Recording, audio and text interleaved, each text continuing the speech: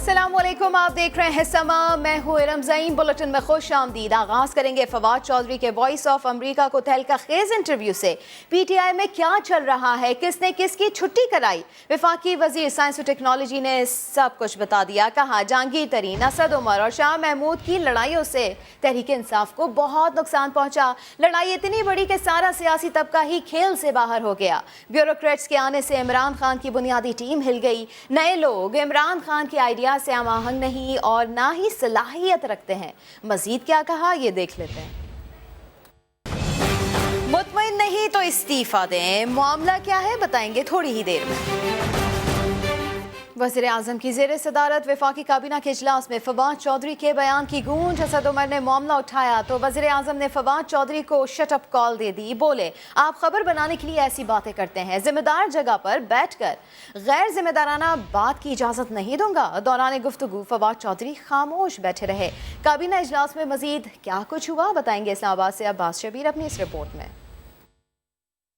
समा वज़ीर-ए-आज़म के ज़ेर सदारत वफाकी काबीना के इजलास की अंदरूनी कहानी सामने ले आया। असद उमर ने अमरीकी नशरियाती इदारे को दिए गए फवाद चौधरी के इंटरव्यू का मामला वज़ीर-ए-आज़म के सामने उठाया तो इमरान खान ने फवाद चौधरी को झाड़ पिला दी। कहा, फवाद, आपकी गुफ्तगू गैर जिम्मेदाराना और बेवक्त होती है। आप खबर बनाने के लिए ऐसी बातें करते हैं। काबीना हुकूमत होती है, आइन की पासदारी इज्तिमाई जिम्मेदारी है। जिम्मेदार जगह पर बैठकर गैर जिम्मेदाराना बात की इजाजत नहीं दूंगा। आइंदा के लिए मुहतात रवैया इख्तियार करें। फवाद चौधरी साहब का ताल्लुक इंटरव्यू के, इसमें कैबिनेट में जरूर बात हुई और प्राइम मिनिस्टर साहब ने बड़ी उससे कहा कि पार्टी में इत्तेहाद बरकरार रखना चाहिए और कोई ऐसी बात नहीं करनी चाहिए बाहर जो कि पार्टी के या हुकूमत के इफेक्ट डाल सकती हो। काबीना अरकान ने भी फवाद चौधरी के इंटरव्यू पर नाराजगी का इजहार किया। असद उमर के मामला उठाने के वक्त फवाद चौधरी खामोश रहे। वज़ीर-ए-आज़म ने तमाम अरकान को गुफ्तगू में एहतियात और आपस में इत्तेहाद कायम रखने की हिदायत भी की। फवाद चौधरी पार्टी से मुतमईन नहीं तो इस्तीफा दे दे। पीटीआई रहनुमा फयाजुल हसन चौहान ने अपनी ही जमात के साथी को फयाजुल हसन चौहान ने समा से गुफ्तगू में मुतालबा कर दिया। आप तनकीद कर रहे हैं कि इमरान खान साहब अपनी टीम नहीं बना सके, वज़ीर आज़म साहब या तो जनाब तब्दीली नहीं ला सके, तो आप रिजाइन कर दें। मेरा मुतालबा आपके इस जरिए से यह है कि फवाद चौधरी साहब अगर सेटिस्फाइड है नहीं है तो उनको वजारत से भी रिजाइन कर देना चाहिए और कौमी असम्बली की नशिस्त से भी रिजाइन कर देना चाहिए। वो कहते हैं ना, दूध की हांडी खुली हो तो बिल्ले को शर्म आनी चाहिए। बिल्ले को शर्म ही नहीं आ रही। बिल्ला हर जनाब महीने बाद, 1.5 महीने बाद कोई ना कोई जना हांडी में आगे मुंह मारता है। पीटीआई के सेनेटर फैसल जावेद कहते हैं, पार्टी में साजिशें कौन कर रहा है उन्हें इस बात का इल्म नहीं। अगर कोई साजिशें हो भी रही हैं तो उनका भी इमरान खान मुकाबला करना बाखूबी जानते हैं और करके दिखाएंगे भी इंशाल्लाह। मुझे क्या पता कि कोई वजीर आजम बनना चाहता है या नहीं चाहता। हमारे लीडर तो इमरान खान है और जो इलेक्शन लड़के आया है वो इमरान खान के नाम पे लड़के आया है। फैसल जावेद का कहना था, फवाद चौधरी पहले भी ऐसी बातें कर चुके हैं। उनके इंटरव्यू पर कार्रवाई का फैसला पार्टी करेगी। किसने क्या किया है? वफाकी काबीना के इजलास में वज़रा और मुशीरों ने एक दूसरे पर सवालात उठा दिए। कारकर्दगी पर गर्मा गर्म बहस हुई। फैसल वाउडा ने असद उमर, अब्दुल रज़ाक दाऊद और नदीम बाबर की पॉलिसियों पर खुलकर तनकीद की। कहा, काबीना के अंदर से लोग साजिशें कर रहे हैं, गेम हो रही है, लोग समझ रहे हैं हम वज़ीर आज़म बन चुके हैं। वज़ीर आज़म ने फैसल वाउडा को जज्बाती देकर कहा, फैसल रिलैक्स रहो।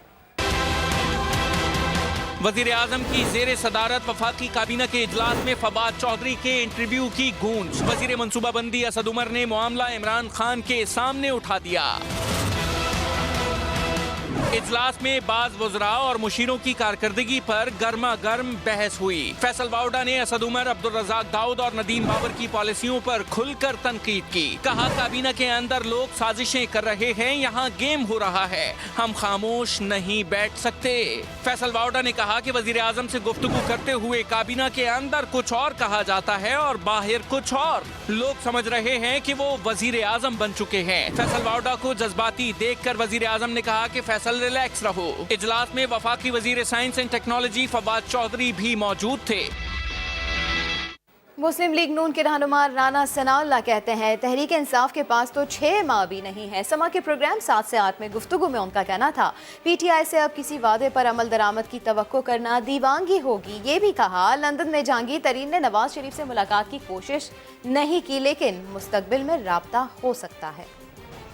मेरे ख्याल में तो वो 6 महीने का टाइम इनके पास नहीं है और ये पूरी तरह से जो है वो एक्सपोज हो चुके हैं और आप इनसे ये तवक्को करना कि ये जो बातें करते रहे हैं इलेक्शन से पहले, तो उनमें से किसी बात के ऊपर भी जो है ये थोड़ा पूरा उतर सकेंगे, ये बिल्कुल दीवानगी होगी। और आज जो कैबिनेट मीटिंग के अंदर हुआ है उसका एक एक लफ्ज जो है वो बाहर लोगों को पता है। तो किसने बताया? इन लोगों ने बताया ना। मेरे इल्म में नहीं है कि जहांगीर साहब ने कोई ऐसी कोशिश की है और ना ही मियां नवाज शरीफ साहब ने जहांगीर साहब से मिलने की कोई ख्वाहिश का इजहार किया है। वो लेकिन ये मैं नहीं कह सकता कि वो आपस में मिल नहीं सकते या उनका कोई राब्ता हो नहीं सकता, हो सकता है, लेकिन अगर राब्ता होगा तो वो बिल्कुल सबके सामने होगा। इसमें कोई ऐसी कोई खुफिया चोरी छुपे मिलने वाली बात नहीं है। सियासतदान आपस में मिलते हैं। काफली के रहनुमा चौधरी शुजात ने फवाद चौधरी की बातों को तहरीक इंसाफ का अंदरूनी मामला करार दे दिया। समा से गुफ्तगू में कहा, ये वक्त इख्तलाफात का नहीं है, इमरान खान अपने लोगों को रास्ते पर लाएं। पार्टी का मसला, पार्टी में हार गए हैं, जो मर्जी करें, लेकिन इसमें मुल्की लेवल के ऊपर इनको चाहिए अपोजिशन को साथ लेकर चलें और दुनिया को दिखाएं कि हम एक हैं, सब घास डाले गए हैं। वरना तो मिसाइल जो हैं ये देखते नहीं, ये पढ़ते नहीं। अब एक साहब अभी खड़े हुए थे, मैं सुन रहा था, 15-20 हमारे एडवाइजर हैं और 5 आई में लिखा हुआ 5 लोगों 15 लिखा के ले आए हैं। आप इसलिए मेरा ख्याल है इनके लिए क्लासेज होनी चाहिए, जमातें होनी चाहिए। तो बात है ये टाइम में देखें क्या टाइम जिस वक्त हम गुजर रहे हैं और जिस तरीके से तबाही हो रही है और लेकिन परवाह नहीं कर रहे, आपस में लड़ाइयाँ लड़ रहे हैं। मैं हाँ साहब को चाहिए कि आप लोगों से उनको दूसरी रास्ते पर लाएं, पार्टी को छोड़ें। नाराज ग्रुप टूट फूट का शिकार, खबरों में आगे देखिए। और सिर्फ ये इंटरव्यू ही नहीं, फवाद चौधरी से पहले भी अपने बयानात से तनाज़ात को जन्म देते रहे हैं। देखते हैं ये रिपोर्ट। खबरों में रहने की तलब फवाद चौधरी के लिए दिन ब दिन मुश्किलात पैदा कर रही है। जब से हुकूमती वजीर बने हैं तब से कोई ना कोई नया तनाज़ा खड़ा करते नजर आते हैं। फवाद चौधरी ने कभी वजीर आला पंजाब उस्मान बुज़दार को पहचानने से इनकार किया, कभी चांद और सूरज के मामले पर मजहबी क़यादत से फड्डा। मेरा हमेशा लगता है मुझे कि आसान चीज़ों के ऊपर इस्लामी नज़रियाती कौंसिल, जिसमें उनको लगता है कि कोई चैलेंज नहीं है, उस पर बैठ जाते हैं, अपनी मीटिंग शीटिंग कर लेते हैं और उसके बाद वो चले जाते हैं। कभी सहाफत के तालिबे इल्मों को अजीबो गरीब मशवरे। अपोजिशन तो एक तरफ, फवाद चौधरी से तो वफाकी काबीना भी खुश नहीं। फवाद चौधरी की ये आदत है, कोई बात नहीं, आदत है दूसरी मिनिस्ट्रियों में मुंह मारने की। मैं इससे ज्यादा कुछ नहीं कहना चाहता, उनको अपने काम से काम रखनी चाहिए।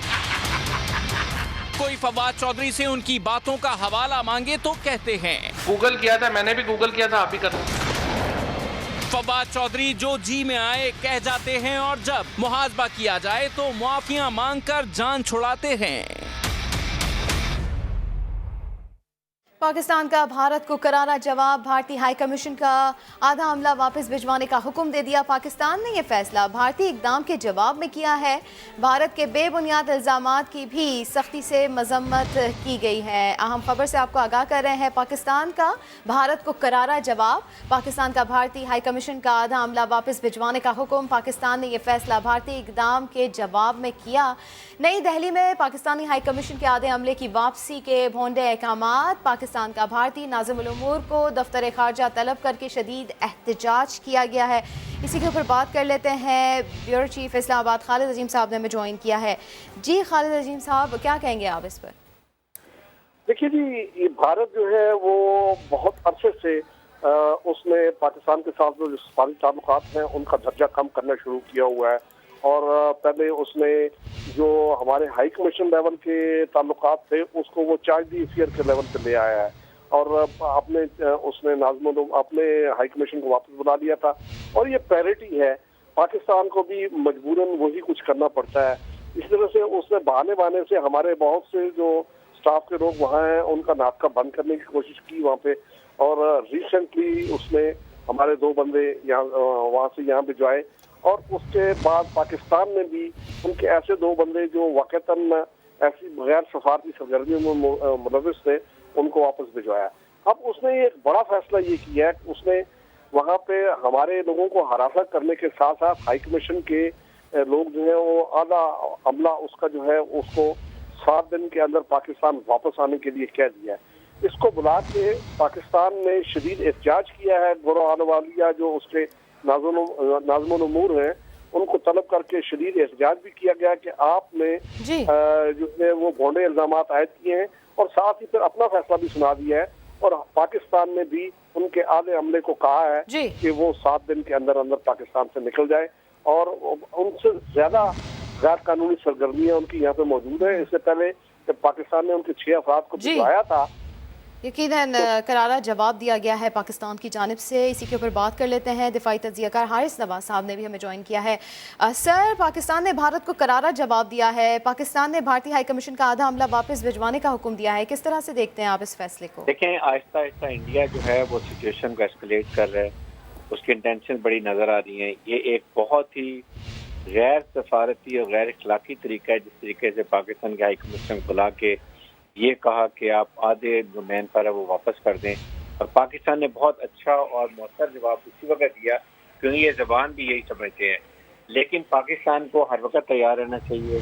ये जिस तरीके से पाकिस्तान में इल्ज़ाम लगा रहे हैं, लाइन ऑफ कंट्रोल पर फायर कर रहे हैं, सर्जिकल स्ट्राइक का थ्रेट दे रहे हैं, चाइना ने इनकी मार लगाई है, अवाम इनके मतनफर हो गई, इकोनॉमिक पॉलिसी फेल हो गई है, कोरोना में ये फंस गए हैं, तो ये कोई ना कोई ऐसा चाल चलेंगे जो पाकिस्तान में नुकसान दे हो। कोई सर्जिकल स्ट्राइक कर सकते हैं, फॉल्स फ्लैग ऑपरेशन कर सकते हैं। हमारे जो प्राइम मिनिस्टर उन्होंने पहले दुनिया को वार्न किया हुआ है। लेकिन साथ ही साथ इंडिया को मैं एक बताना चाहता हूँ कि 27 फरवरी आप याद रखें, जिस तरह आपको हमने मारा और आपको दुनिया में आपका मुंह काला किया, मत ऐसी हिम्मत जुर्रत करें कि दोबारा आपको ऐसी मार पड़े। मेरे ख्याल में साथ ही साथ आई विश के पाकिस्तान को चाहिए था इनका सारा हमला वापस कर दिया। डिजर्व ही नहीं करते, इनसे क्या कम्युनिकेशन रखनी है, जो बातचीत भी नहीं करते, हर वक्त ये कोई ना कोई प्रॉब्लम करते हैं। ऐसे मुल्क, ऐसे 4 हिंदुत्व के टोला से बात ही नहीं करनी चाहिए। लेकिन आप नहीं समझते कि भारत फिर भी बाज नहीं आता था? पाकिस्तान की जानिब से भारत के बेबुनियाद इल्ज़ामात कई बार जो है इसकी मजम्मत की जाती है, लेकिन भारत मुसलसल ओछे हटकंडे इस्तेमाल करता रहता है।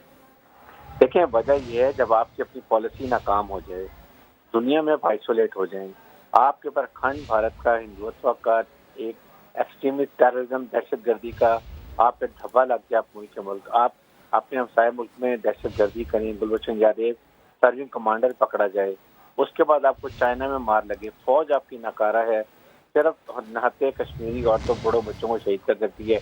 दुनिया में हिस्ट्री कायम कर दी कि इतनी अल्टीट्यूड के ऊपर मैं तो हैरान होता हूँ कि इनको शर्म भी नहीं आती कि 20 अपने फौजी इंक्लूडिंग कमांडिंग ऑफिसर डंडों से, पत्थरों से, घूंसों से, लातों से मरवा लिए और एक बुलेट नहीं चली। ये दुनिया की हिस्ट्री में इनका नाम लिखा जाएगा।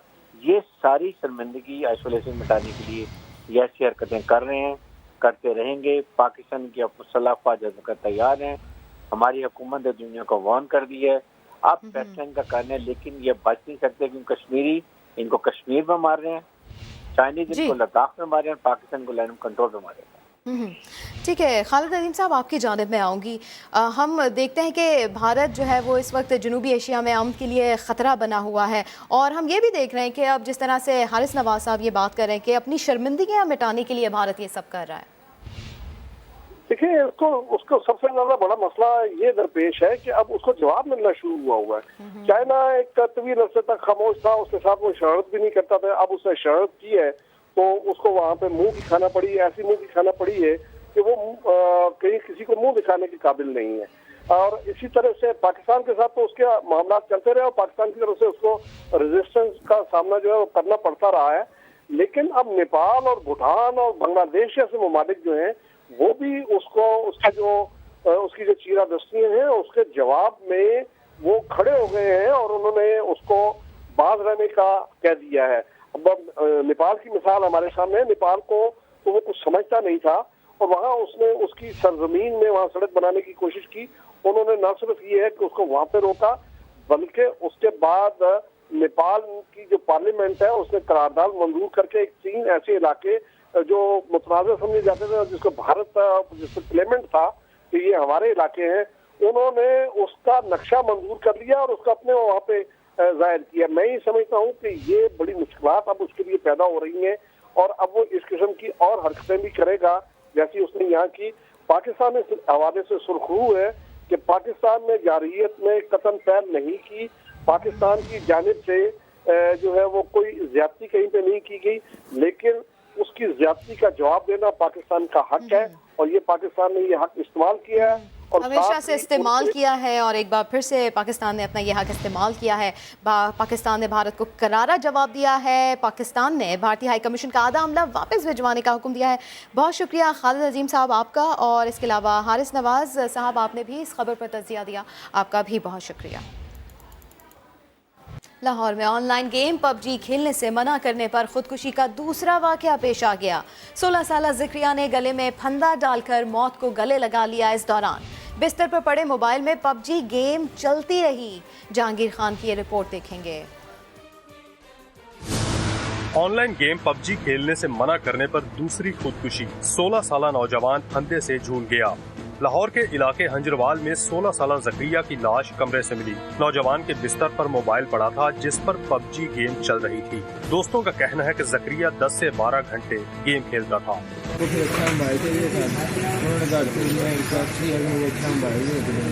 घर वालों जरा डांट दिया कि वो घर की तरफ सोचो अपना काम देखें, अपनी पढ़ाई की तरफ फोकस करें, तो यही वजह। इससे पहले एक और वाकये में 20 साला लड़के ने वालिद के मना करने पर मौत को गले लगाया। शुमाली छावनी का रिहायशी जॉन्टी जोसेफ भी पबजी का शौकीन था।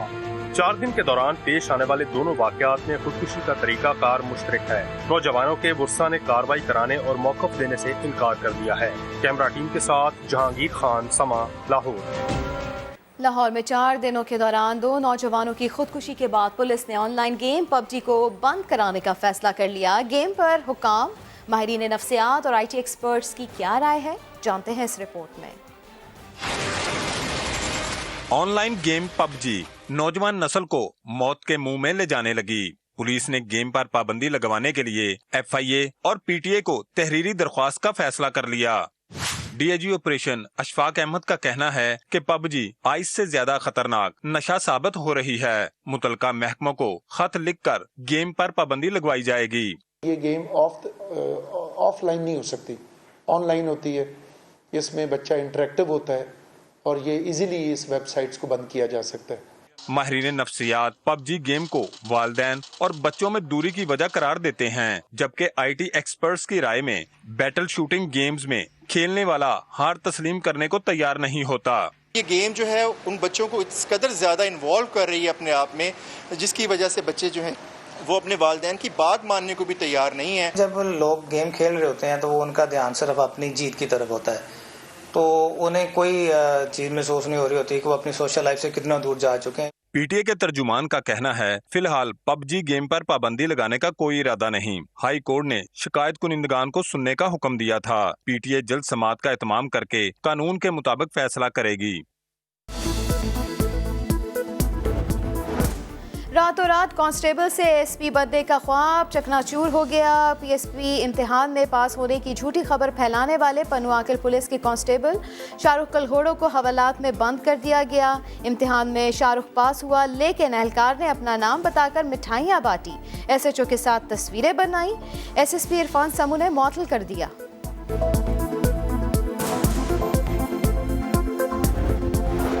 कोरोना के बढ़ते केसेस, इस्लामाबाद के सेक्टर G6, G10 और गौरी टाउन सील करने का फैसला। लाहौर में गुलबर्ग, DHA, गुलशन रावी, फैसल टाउन और अंदरून शहर के इलाके भी सील होंगे। गुजरात, गुजरावाला, मुल्तान, रावलपिंडी और फैसलाबाद के इलाकों में भी स्मार्ट लॉकडाउन लगेगा। मवेशी मंडियां शहरों से बाहर लगाने का फैसला।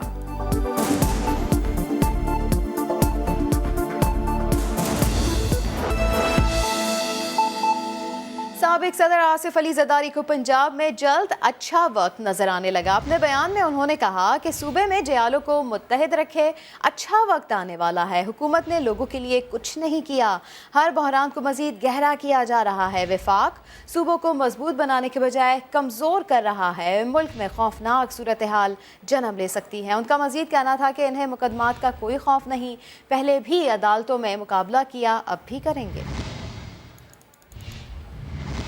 और अब आपको बताएं कि पीटीआई का नाराज ग्रुप टूट फूट का शिकार हो गया। 6 अहम एमपीए साथ छोड़ गए।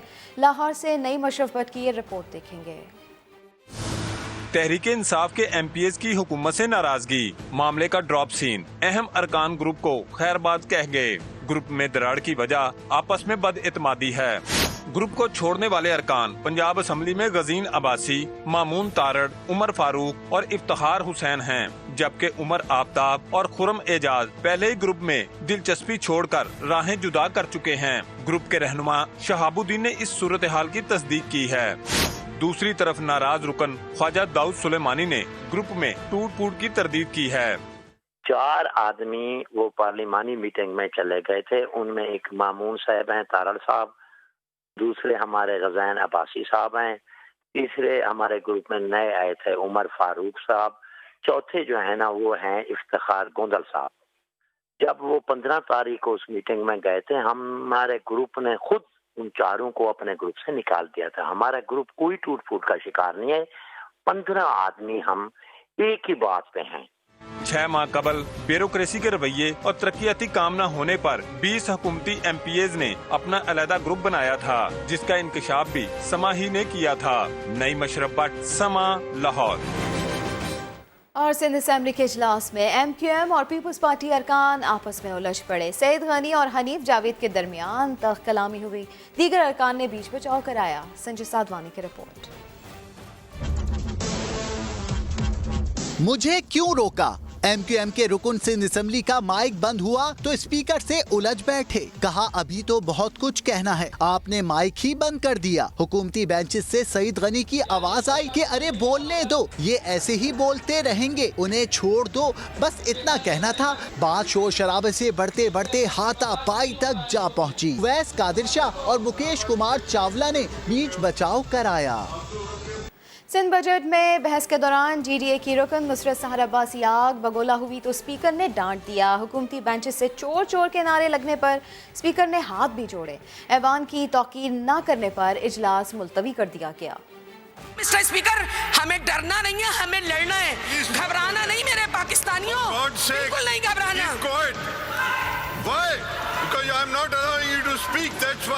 नुसरत अब्बासी साहिबा प्लीज आप खामोश हो जाएं। ले लें क्या ले लें? ये कोई तरीकेकार है? This is how you behave with the speaker, you leave. ये कोई तरीकेकार है?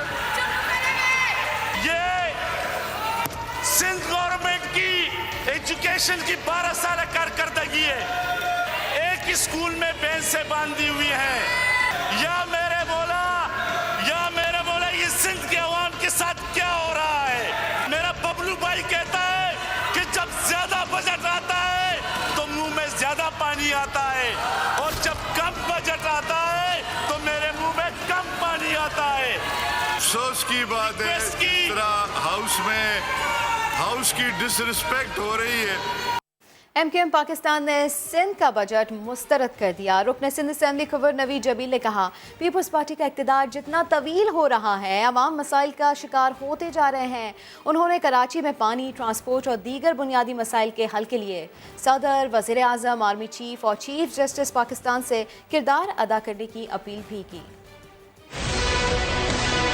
पाकिस्तान पीपल्स पार्टी का इक़्तिदार जितना तवील होता जा रहा है, शहरी इलाकों के अवाम इतने ही मसाइल के दलदल में धंसते जा रहे हैं। बूंद बूंद पानी को तरसाया जा रहा है। पब्लिक ट्रांसपोर्ट ना होने के बराबर है। कराची जैसा शहर चिंकियों रिक्शों का शहर कहलाने लगा। सिंध हुकूमत ने अपने 12 सालों में ट्रांसपोर्ट का एक मंसूबा भी मुकम्मल नहीं किया। हुकूमत सिंध आइंदा माली साल के लिए भी एक भी तरक्याती मंसूबा नहीं रखा। कराची वफाक के खजाने में 65% हिस्सा डालता है। सिंध के खजाने में तकरीबन 90% से ज्यादा टैक्स जमा कराता है, बदले में उससे कुछ नहीं मिलता। सिंध के तमाम बड़े शहरों में गंदे पानी के निकासी का सिस्टम तबाह और बर्बाद हो गया। शहरी इलाके खंडर बनते जा रहे हैं। सरकारी तालीमी इदारे जानबूझ के तबाह किए जा रहे हैं। हुकूमत सिंध शहरी इलाकों के अवाम से उनके जीने का हक छीन लेना चाहती है। शहरों को तबाह और बर्बाद कर रही है।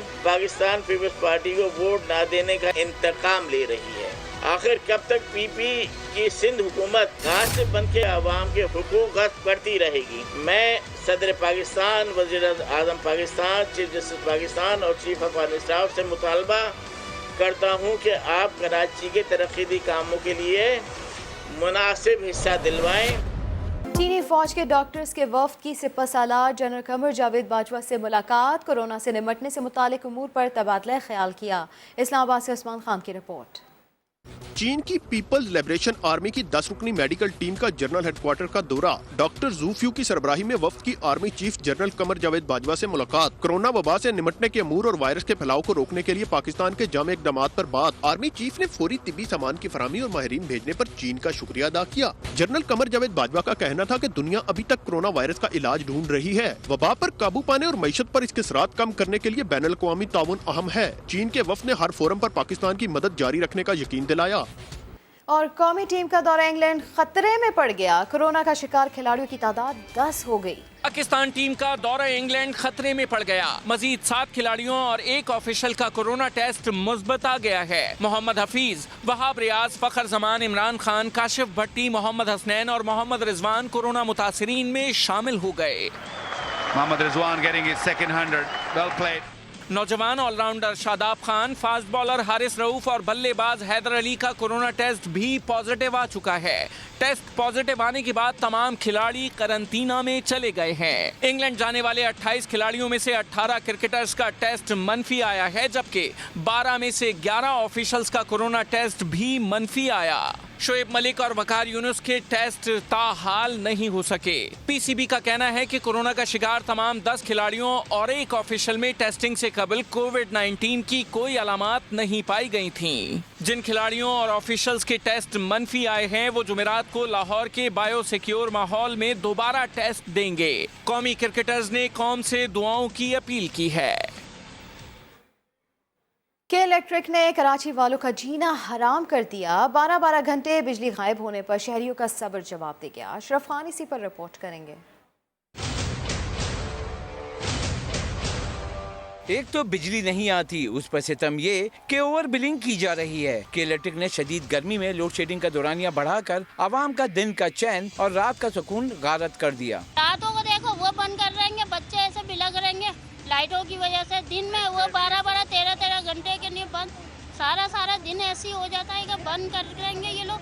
समझ से बाहर हो गया हम लोगों के तो बहुत ही ज्यादा। 1-1.5 साल हो गया, 1-1.5 साल। मतलब ये हम आते हैं यहाँ, ये लोग भगा देते, कोई सुनवाई नहीं है यहाँ पे।